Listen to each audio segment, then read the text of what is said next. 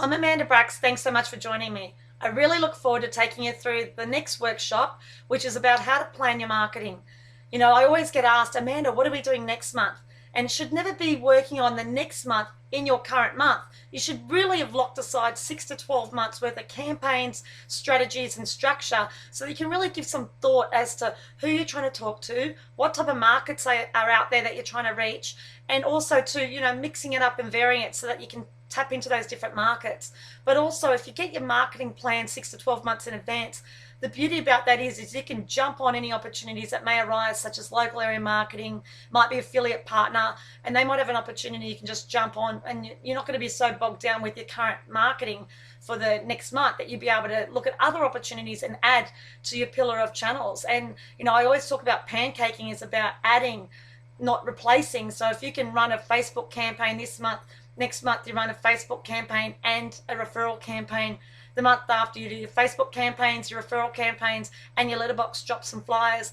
That way in 12 months time, you've got a big stack of pancakes there, and you've got marketing in different channels tapping different people. And I think that's when you get really great success, because you're not relying on one specific channel. For example, if you were to use flyers and leaflets, and in Australia in particular, we can letterbox drop directly into people's letterboxes. If you did that and it rained for a month, then your campaigns are pretty much going to be completely ruined. But if you were backing it up with a referral campaign, a Facebook strategy, ads and stuff like that, then you would have a really strong pipeline of leads coming in, irrespective of different climates of weather, different climates of economy, and just different groups or different times of the year and season. So really get in there, enjoy the next workshop. I think you'll really, there'll be some stuff in there that you haven't seen before, but it'll really help you sit down and strategize exactly who you want to talk to and what you're going to plan to achieve over the next 12 months in your business. Thanks for joining this workshop. Today's workshop is on designing a 12-month marketing calendar. So what we want to do is take you through some strategies, get some structure together, and that way you don't have to worry about what's going on next month. The question I always get asked, last minute panic phone calls, Amanda, can you help me? I don't know what's going on next month. What are we promoting next month? Where for me, I would never be doing that. I'd always have minimum 6 months to 12 months worth of campaigns done up, almost designed. A lot of the time they are completely designed. They're even, loaded over at the artwork place, ready to go. And I would always have it that far in advance. That the benefit to that would be is that during the year you're going to get offered different type of opportunities, like can I jump into a campaign with somebody over there in the local business and jump into this thing, and can I go to this festival, or can I do this at this school?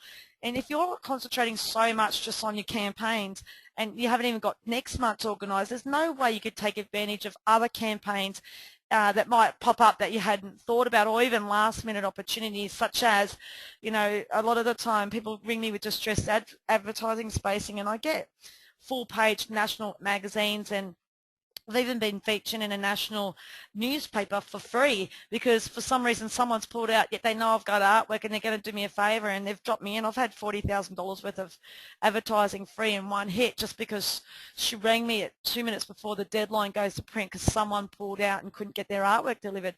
What an opportunity. But obviously paper doesn't want to print empty space. So you just don't know what's going to happen, or they'll obviously ring you with distressed ad spacing opportunities if they know you've got artwork ready to go as well. And it's not even just that. It might be just the opportunity that you can jump into a school fete because someone organised a spot and they pulled out or whatever, or you've just got these opportunities arise. But you cannot possibly do any of that and maximise those opportunities if you're focusing on next month's campaign. So my suggestion is, I don't necessarily do it like this, but when I was operating businesses, I did. Nowadays, this is what I do. I plan marketing and, I get into it. So I know, I'm also delivering training sessions, so not necessarily do I have more time, but I know it's just as important. So what happens is that when I was running clubs, big clubs, we 5,000 member clubs or whatever, I would always designate 1 or 2 days and get away. So I would suggest that you take 2 days, it might be on a long weekend, or take a Saturday, Sunday and a Monday and you go hire a beach house somewhere, take the dogs with your family, whatever, it doesn't really matter, and just lock yourself away. Maybe you go by yourself a little retreat or whatever, and you just lock yourself away and you spend 2 days, just go for a walk along the beach and just start planning based off the plan. I know you don't have to worry about creative juices flowing and all that, because that's easy. That's actually not the hardest bit. The hardest bit is putting the structure together, which will take you through. So that's why the next slide is like this. I just saw this and I thought that's gold, because so many times I hear people say, I don't have time. To be fair, no one has time. And the only person I know that actually does a marketing plan in advance is a business owner about to buy a business. Well, even in that situation, a lot of times they kind of miss the mark because you just don't know the business as well as when you've actually been operating it for a while. So, we can all laugh at this diagram, and yes, that's all going to be us finally when we get, stuck on a desert island. That might be the time we have to do our marketing plan and our tax and all those other things, goal setting and all that. But let's just stop. There isn't a better time than planning for your income that you want to bring into the business. That really is the ultimate thing. Everything else can wait, because what we're doing is planning for the business survival. People, always say to me, I just think looking at P&L and scraping dollars when a business is not going so well, that's okay. But for me, it's always about, I can make you twice as much money as what I can save you. I know what the running costs of a business are, and yes, we can cut some costs, but I'd rather just make a hell of a lot more money rather than cut costs. Yes, I'm not saying just spend money willy-nilly, and I have gone into businesses when they're losing $500,000 and stuff like that. And the first thing I did was, work out wages and re-establish things and contracting fees and stuff, and brought them all into alignment. But, the most important thing is now let's just rip in and make more money. So the only way you can do that is if you plan your marketing. So figure out first off, who is your target customer? Now, a lot of you guys have got different types of customers. You're in different towns, and you need to think about where specifically you are located and who specifically you're talking to. Now, if it's women aged 40 years old because they're your business corporates and they're the ones you want to target, well, that's one category. And it might be retirees over 60. That's another category. But work out your groups of people, not just you talking to everybody. You need to speak to specific people, because talking to everybody is talking to nobody. No one likes, it's nothing on a flyer or nothing in it for them. If it's just about the exercise, it's boring, because exercise doesn't sell. It has to be specifically to a person. And just work out your various target markets within your market. And if you're not sure, simply run a demographics report off your database. So go into your CRM operation system and go into what's the biggest age group at the moment for your current clients, and what are the top 3 suburbs they're coming from. And then you might poll them a survey. Like SurveyMonkey is a great software program. You could poll them and just go into how many kids do you have, and you could send them a survey. You don't necessarily need to send people a gift. People are like just contributing that they like to be heard. I just did a feedback form for an organisation, and we got 600 surveys back within a couple of days of non-clients, and then I got a couple of thousand back from current clients. And yeah, I'd never offered either anything. And I also did ex-staff, and I got about 500 survey responses back from ex-staff, because I just simply wrote in the feedback subject line in the email, we'd love to hear your opinion. And I think that's what really counts. If you want to give people something, then go for it. But your target customers, so you could actually also poll your ex-clients as well as people who didn't buy from you. I'd say that they're fairly similar. When I've been polling those categories, they kind of come back really similar. And then you can find out where they, you might find out what they do in their pastime and what papers they read, and that way you know where to advertise and stuff like that. But, surveying and finding out your target market's pretty important, because you need to know what message you're going to send. My favourite ad campaigns are the milk campaigns. If you go onto Google and you type in "got milk" and hit the images button, you will see the best marketing I've ever seen. I don't know how effective it is, but I think it's so much fun, and it really hits the point, because in the sports magazines, the milk, instead of saying sports so great for 20% increase in performance and 50% increase because your bones are stronger and less injuries, boring, boring, boring, boring. Or it could have gone down the shock treatment thing and said, your bones are going to crack and all this, boring, right? what they did is they get, the Olympic athlete, and then they tie in a few of those important factors into her and make her part of the story. They do it with Batman, they do it with celebrities, they do it with sports stars, they do it with models, and they put them in the relevant magazines that are those things are appealing to. And obviously they do it with characters like Superman.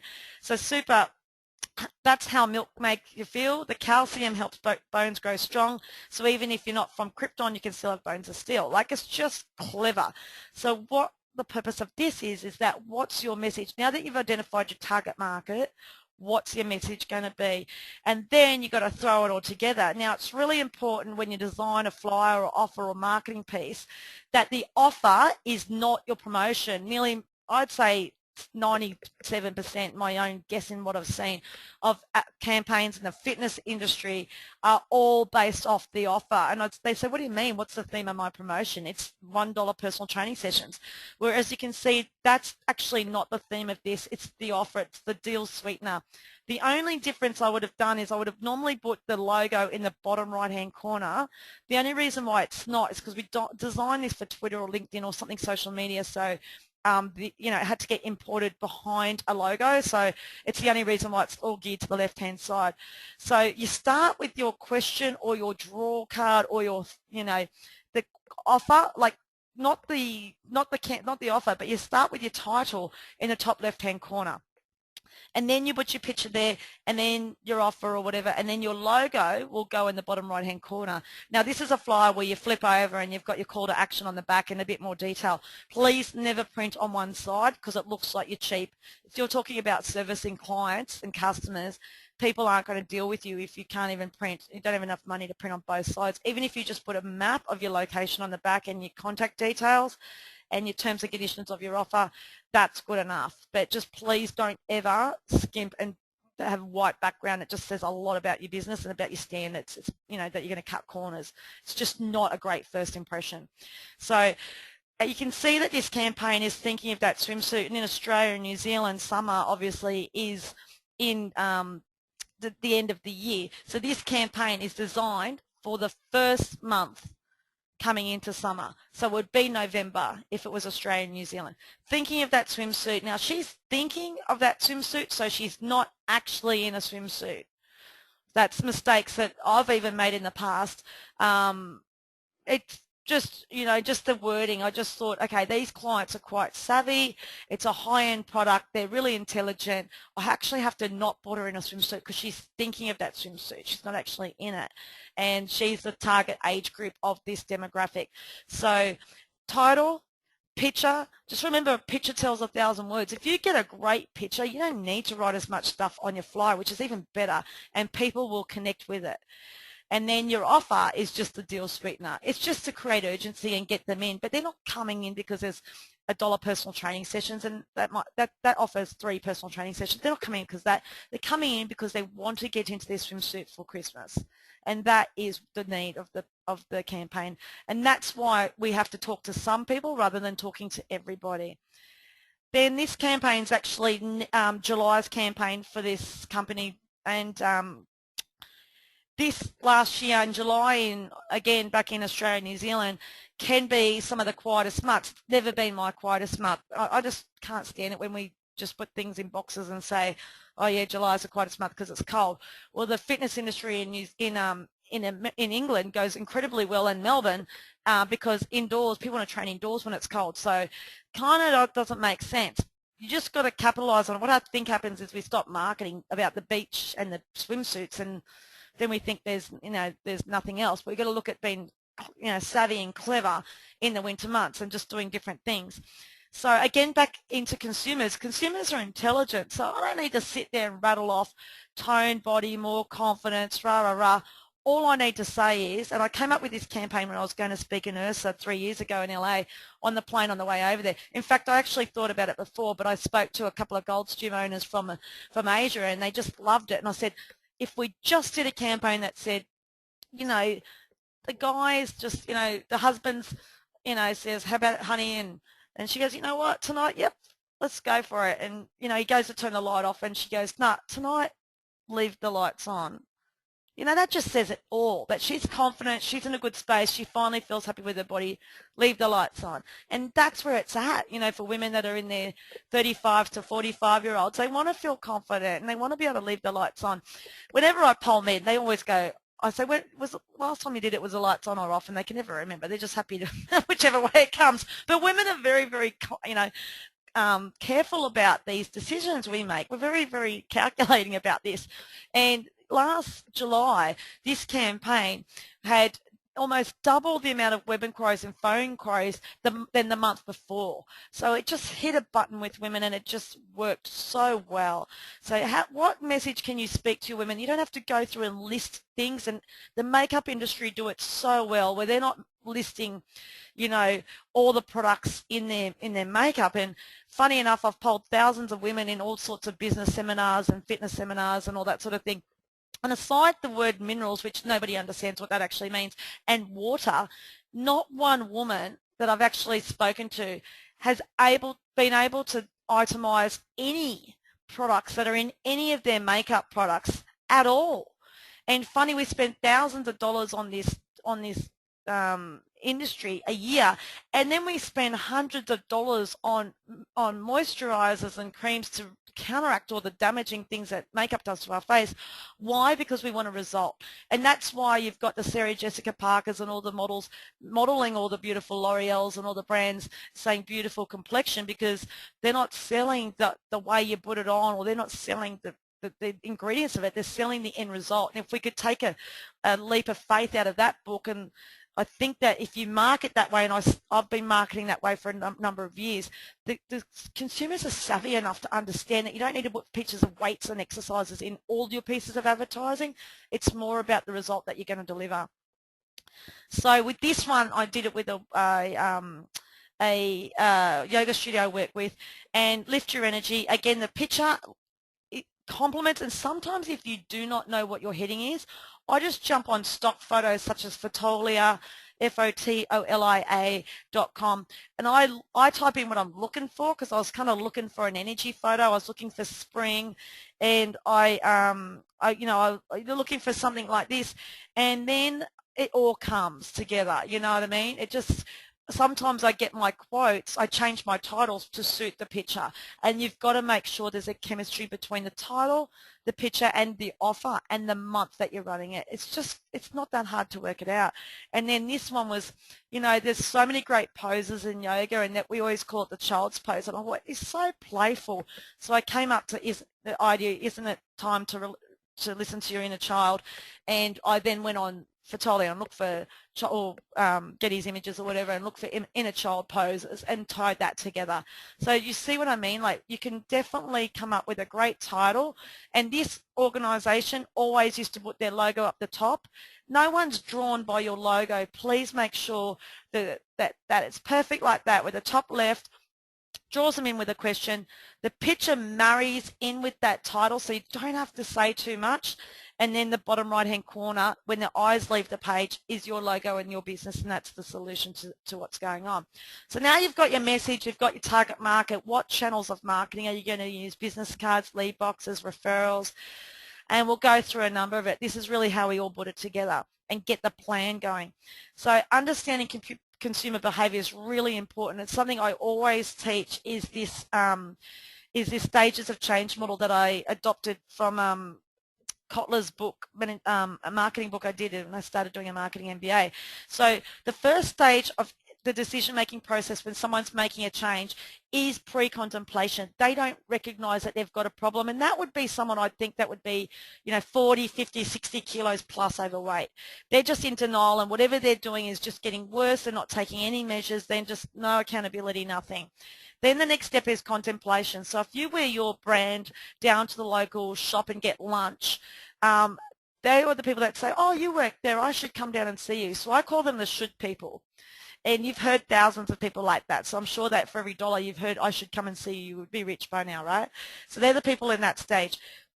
Then preparation is when they're making a commitment to change and taking the steps. So they might be phoning you up, hitting your website, making an inquiry, They could be walking in, obviously, to your organisation. And then action is the time that their successful modification or behaviour has started. So that's the day they join. And then the last one is maintenance, which means that they've done their exercise for up to 6 months and now they're in a habit. So for most of you, if you're exercising regularly, could be once or twice a week or maybe more. If you've been doing it for longer than 6 months, then you don't need the stages of change model anymore. That's been terminated. You're into the process. However, your client, if you run a report of non-attenders over 40 days, guess what stage they're back into?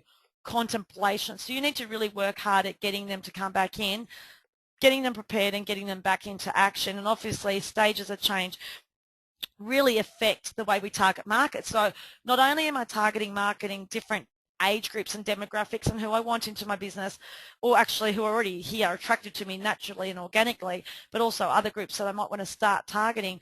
I also want to plan it around the stages of change model. So every month, say January, I will target contemplators, February preparation, March contemplators, and I also will target pre-contemplators by putting like a downloadable book or a downloadable newsletter on my website or something like that. That's where they can get ideas and start to get the information, and before they even start committing to the whole I should process. And the reason why we do it like this, and I back it up, and look, I just created this whole situation. One day I read the book by Kotler and I thought, holy crap, I'm going to rearrange my entire, I'm going to revolutionize my entire marketing. And I did, and my results just flew through the roof. Because then what happened is in January, if I'm talking to contemplators like should people, if we can get them to come in, then what happens if we can't get them to convert on the day, then I've got a whole month, and I call it a second phase play, where then the next month they're going to get a join offer. And so the next month the join offer might be a trial, join and 50% off joining fee. And so we'll email them that or call them with that. And then there also will be promotions like letterbox dropping or whatever. And so we've got a second chance at grabbing them as well throughout the process, right? So how do we organise our offers for this? So let's just go into this one. I'll just reduce this here. So the type will be a trial, and contemplators are drawn to trials because there are should people. They're not completely committed. They're probably interested but not committed at this point. So their trial would stimulate them. Now what you're going to get, if you understand how this works, you're going to get more volume of leads during this month, and I'm really happy with that. I know that not as many are going to close, and I know my closing rate's not going to be as good, but that's okay because it means that you just got to understand they've got extra stages of change to go through, and that's a whole sales process, that's why I delivered 23 training sessions in my Ultimate Fitness Sales and Lead Generation Training package available on my website, because I've got 23 modules on how to actually sell to these people, so on the day, and get them through the stages of change. Nearly all my training in sales is about understanding that you're just taking them through extra processes, and they get started and they're happy. You know, it's about also, it's not about paying the money, it's about making them ready to get started. So with the trial offer, let's bring up a couple of ideas on that. So for trial offer, you might do 29 days for $29, but just remember your theme is going to begin in January. So it could be like a New Year, New You thing, and we're the solution to your New Year's resolution or whatever that theme is there, right? And February might be something, to do with, just, oh God, I'm not even going to go there with themes today, but that's all I do. I think I'm a bit themed out today. But with the offer, it's the join. It's join and get 3 free PT sessions. Then the contemplators the next month will be a 14-day group fitness class pass, and you might just target trying to get people into group fitness. And then the month after might be preparation, where it's 50% off startup fee, and we're going into a joining person. We're trying to get them to join. The month after might be Mums Train Free All Month, and it's any mother. If you live in the community or a mother, you can come in. It's a trial. You might tie that in with a referral campaign I'll show you in a minute. And then the month after is join, and it might be a buy 6 months, get 6 months free, do the whole end of financial year sale thing, because it's an upfront package. Businesses might want to buy some memberships for their staff and write it off under tax, whatever. there's a whole lot of opportunities there. And then you've got your contemplators, again, back in with a trial. But just remember, your trials will attract a bigger pool of people. You can 100% close them all on the day. I've done it. I've got strategies to do it.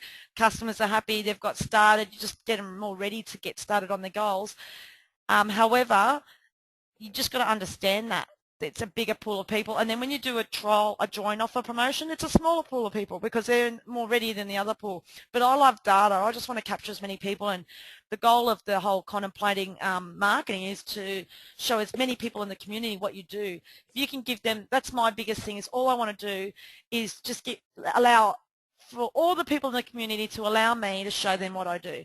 And if it suits them, then it's great. And if it doesn't, well, then hopefully somebody else in the community can help them. But I really just think that if that's your goal, then you'll be successful. Now there's going to be another layer onto it. So now how do we do the distribution? So you might choose to do 20,000 letterbox drop flyers. I always have done 20,000. For 20 years, I've not done anything under 20,000. All I do, it didn't matter if I ran a big club or a medium-sized club, it was just 20,000. That's it. Looked at my demographics, out. And I'd always put at least 4 posters up in my facility, something I learnt in working in aquatic centres and just in a different sector. I thought, wow, that's a great idea because, members not always know what the offers are going around. And so if the girls are all out to lunch and I've got an offer in the club, 29 days for $29, then someone says, oh, I should come down. I shouldn't eat these chips. I should go down and do the gym. And you could just, it will prompt the member straight away after she's seen it every day in the studio. Hey, we've got a 29 days for $29. Why don't you come down? It's just great referral prompting for members to have that campaign around. And also, too, if you've got any sort of casual people or other types of people in the studio, it's good for them to see those offers too. Then you might send an MMS campaign out to back that up. You might ring some people and you might send out some emails to back that promotion up as well. So if you are going to do calls or emails or any contact with your database, you need to break it up, because another thing that I've done in the past with clubs is I've gone out there and they've rung everybody in 1 month and then they go, what do we do next month? Well, so you're definitely not ringing those people every single month. Like, let's just get a strategy around this. So with your ex-members, you should be calling the people who have surname A, B, C, D in January and then E, F, G, H in February. I hope that makes sense. And every month, so forth, so that every month, every year, all the people are getting called twice. Now, you might also email them. You might email them every month, or you might email them every second month, or just randomly. You might also send them an SMS, or you might do direct mail. And this will be the same for your ex-members, your ex-prospects, your business people, your 10 pass people, your casual people, whatever type of contacts you've got there.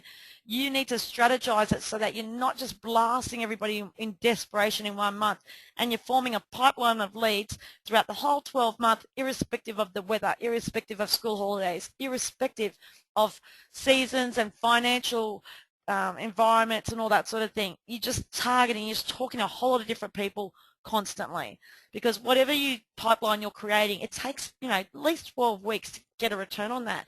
So you just got to work and work and work and work away all the time. But the main thing is, it's just dripping different channels into your business every month. That is key. And just being organised with it. And that way the staff don't feel like they're burning leads and just ringing the same people over and over and over again. And then the next stage is to put on your referral promotions. Whilst you must have a point of sale referral program, and again, that goes back to my training program that I have, a whole section on, a whole hour on referral and referral strategies and referral promotions. But we're just into the planning stage of it right this minute. And on top of that, you also need to just run a couple of referral promotions a year. For one thing, it just actually makes your staff ask for referrals better, and it builds a better culture that that's what you do in your business. So you might run an open day for members and their guests in January, or a member appreciation day. In March, you might run a promotion that if everybody refers a friend, and then your friend get entered in to win a trip to Fiji. The mum's referral, again, if you refer a friend to come in and exercise during the month, you might win a pamper pack or something like that.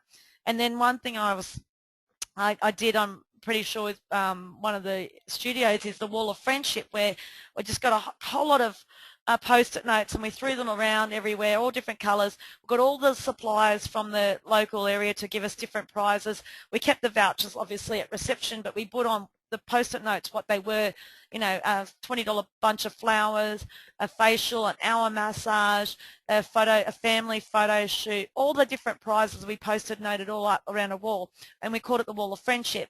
And every time someone came in and they referred their friend, they would just nominate their friends for 7-day passes for the month. If their friend came in and joined, then the new friend would get to take their prize off the wall and replace it with their name. So you're replacing all the prizes with all the names of the new people in the studio, which was just really nice. It was called the Wall of Friendship, and the new members are pretty chuffed to come in every month and see their name on the wall. It's kind of like an immediate sense of belonging. So there's so many things that you can do like that, and we didn't spend a cent on that, to be honest with you. And then the next thing that you can do is then go into lead boxes. So where are your lead boxes going out, and what is going to be the campaigns around them? Is it a winner 12-month membership prize? Is it a 7-day pass registration? But, if you're not very good at being so dynamic with your marketing and doing things monthly, there's no problem with doing that in a 3-month block. I don't like the main offers of the month being in anything other than a month period, because one, consumers are not stupid. They'll just not, there'll be no urgency to buy, so you have to have 12 different campaigns. But with these sort of things, it's no problem. As long as they change up every 12 weeks, you'll be right.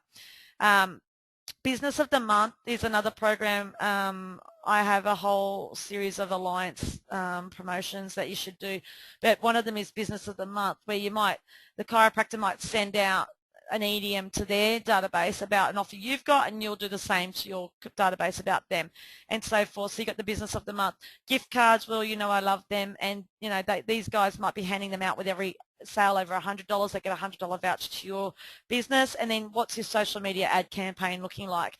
Where are you placing your ads? Okay, so now that you've got your campaign, going back to this one, this is what it needs to look like, but it also does need to have your theme on there. So when in the first few columns, do your offer, but also your theme.